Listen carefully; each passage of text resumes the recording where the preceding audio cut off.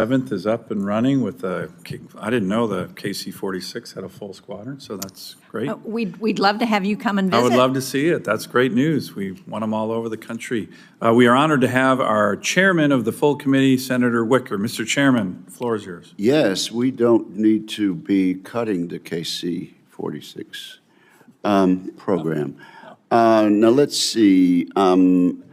I don't know if contested logistics has been asked in this regard, but there's been conversation about coalescing around a single manager for contested logistics. So let's talk about that.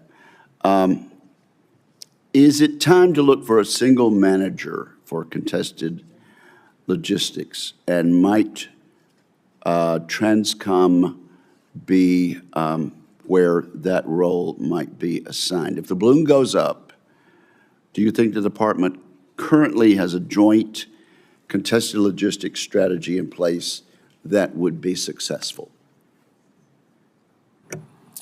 When faced with a conflict, we figure it out, Senator. And so whether or not we could get the job done or not, we'll get the job done. But to your question, in terms of having a structure and someone who can lead that way prior to a conflict, I am aware of the deep discussions. We've had some of those, and it is time to look at some aspect of that.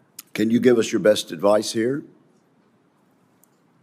Senator, my best advice is to allow me to look at that and structure that, figure out how best Transcom can contribute to that. With the current authorities that we already have, it's aligned in a good way, and I think there's a way forward. Okay, more later on that.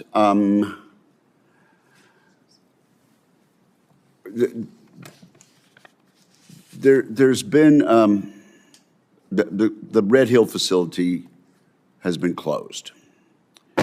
It amplifies the logistical challenges in the Indo-Pacific. I think you'll agree.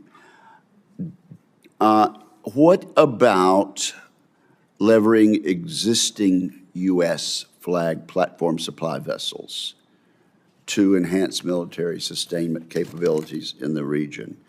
My understanding is that there are at least 13 at-sea resupply ships afloat and ashore near this environment. What do you think about that? If I understand your question, you're asking how do we work fuel in the theater, whether it's ashore or afloat. That is one of the things that we look at in Transcom. When it comes to the ships to actually do that, we are looking to the employment strategy of the theater commander in terms of how he would want to move the fuel around to look at where that fuel needs to be.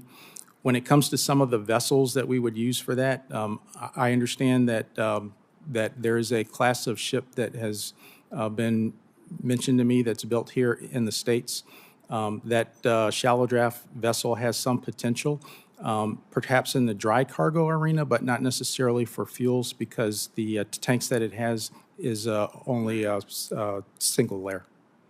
Okay, so right now, where would you say the plans are? Is it just I think you said you're looking at it. You don't specifically have plans yet to leverage those platforms.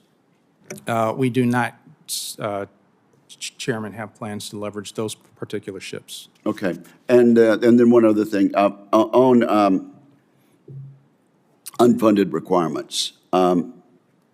You said during your confirmation you'd be a fierce advocate to get all the equipment that our folks needed. Do we still have your commitment that you're going to give us a complete list of what you need in terms of these unfunded requirements?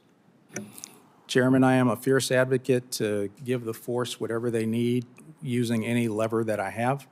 Right now, for an unfunded requirement, since I have not seen the budget, I'm not there yet.